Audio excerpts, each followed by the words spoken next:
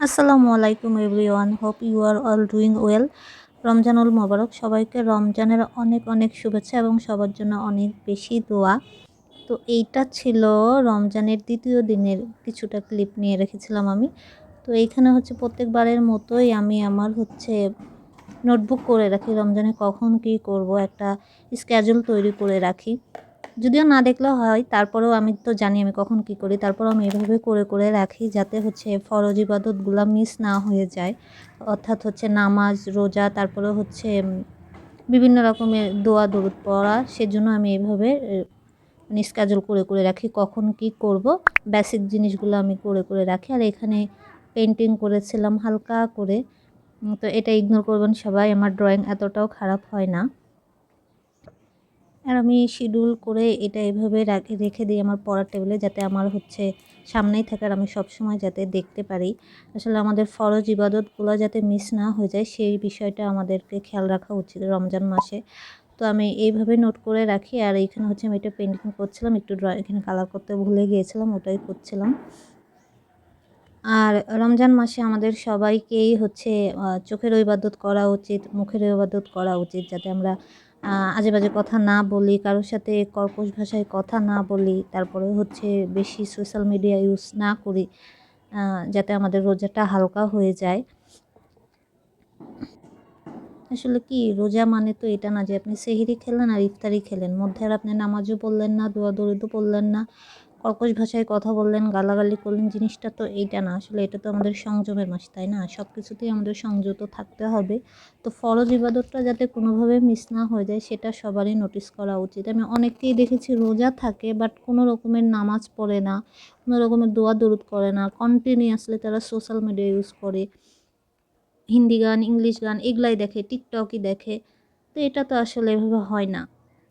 আর এখানে আমি সকাল ভোর 3:30টায় উঠি। উঠে আগে তাহাজ্জুদের নামাজ পড়ি। দেরি হয়ে গেলেও অ্যাটলিস্ট আমি 2 রাকাত তাহাজ্জুদের নামাজ পড়ি। তারপরে দোয়া দরুদ পড়ি, ইস্তেগফার করি, অর্থাৎ আস্তাগফিরুল্লাহ এগুলো পড়ি। তারপরে সেহরি খেয়ে ফজর নামাজ পড়ি। দিয়ে সকালে আবার একটু ভোরে একটু ঘুমাই। সকাল 9টা বা 8:30টায় উঠে তখন আমি একটু পড়াশোনা করি, কোডিং প্রোগ্রামিং করি। ওটা 10টা 10:30টা বেজে যায়। তারপরে আবার প্রিপারেশন নিই 11:30টার মধ্যে জিমে যাই, যেহেতু আমি জিমোহলিক পারসন। 1:30টার মধ্যে বাসায় এসে শাওয়ার নেই। আর শাওয়ার নেওয়ার আগে আমি আম্মুকে হেল্প করি, কারণ রোজার মাসে শুধু আপনি এগুলো করলে তো হবে না, হেল্প করতে হবে, দান সদকা করতে হবে। আম্মুকে হেল্প করি, হেল্পিং হ্যান্ড যতটুকু করে তারপরেও আমি করি, আম্মুকে হেল্প করি, কারণ উনি তো একা পারবে না। এত কষ্ট তো কাউকেই আমাদের দেওয়া উচিত না। রোজার মাসে সবাইকে হেল্প করা উচিত।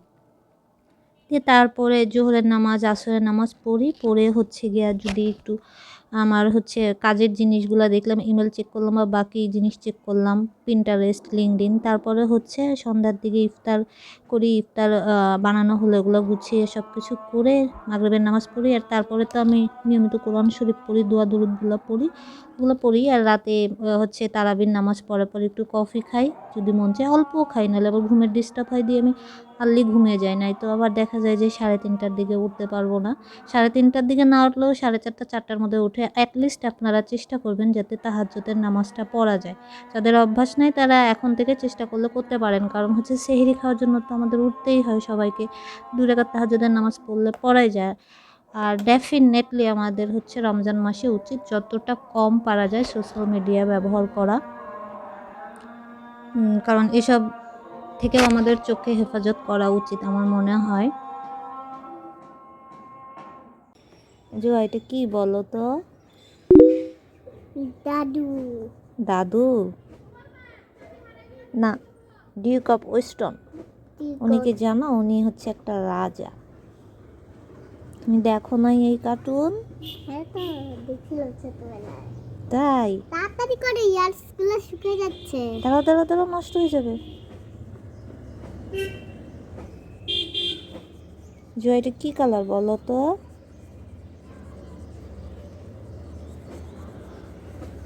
Black colour. Black colour dress পরছে।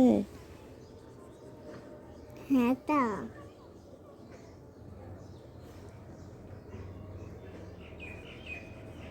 ওয়াও,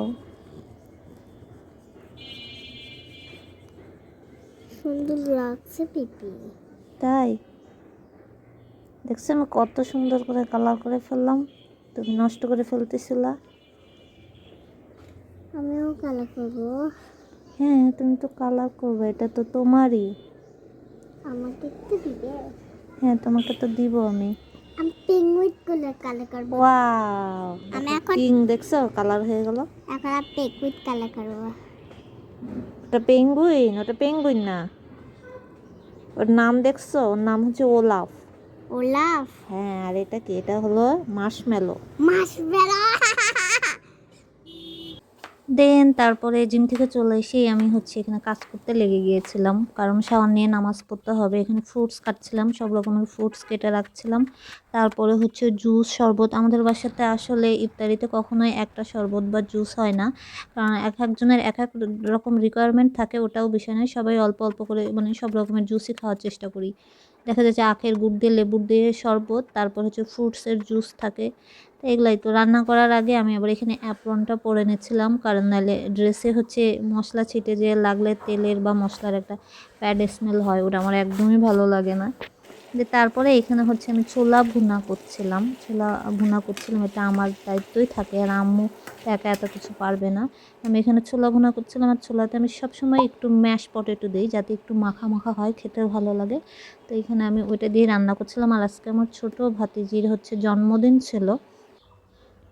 তো তারপরে এখানে হচ্ছে আসরের নামাজ পড়ে হচ্ছে আমি হচ্ছে কোরআন শরীফ পড়ছিলাম, দিয়ে তারপরে হচ্ছে সূরা আর রহমান পড়ছিলাম।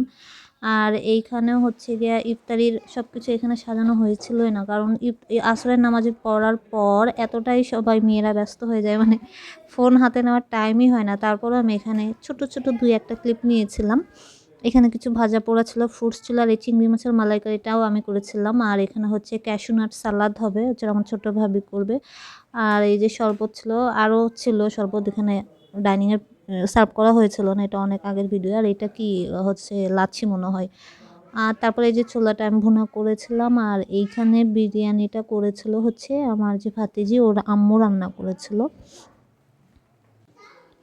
এটা মসজিদে দেওয়ার আগে আমরা হচ্ছে মসজিদে ইফতারি সার্ভ করি। তো তো আর এই শরবতটা আমি হচ্ছে একটু ফ্রিজে রাখছিলাম, আমার গরম লাগছিল ওই জন্য। আর আম্মু এখানে হচ্ছে পেঁয়াজু ভাজছিল, আমি ওইটার একটু ভিডিও নিচ্ছিলাম। আম্মু ছোল, বেগুনি, তারপরে ওইটা পেঁয়াজু এগুলো ভাজে। আর এখানে ইফতারের আগে একদম আমরা সব সার্ভ করছিলাম। আর ইফতারির পরে বাচ্চারা ছিল, যেহেতু আমার ভাতিজি আর ভাতিজি ভাস্তা আছে, ওদের জন্য এমনি কেক আনা হয়েছিল। ওরা 3 জন এমনি কেক টেক দিয়ে মজা করছিল ইফতারির পরে। আসলে জন্মদিনটা ওইভাবে করা হয় না, কিন্তু ছোট বাচ্চা কেকের জন্য বায়না করেছিল দেখে নিয়ে আসা হয়েছিল। আর ওইভাবে আমরা বার্থডেও সেলিব্রেট করি না। তো যাই হোক, আজকের মতো এতটুকুই। নেক্সট ব্লগ অবশ্যই শেয়ার করব একদিনের, পুরো রমজানের মানে একটা রোজাতে আমি কি করি সারাদিন সেটাই। তো আজকের মতো এতটুকু, সবাই অনেক বেশি ভালো থাকবেন। আল্লাহ হাফেজ।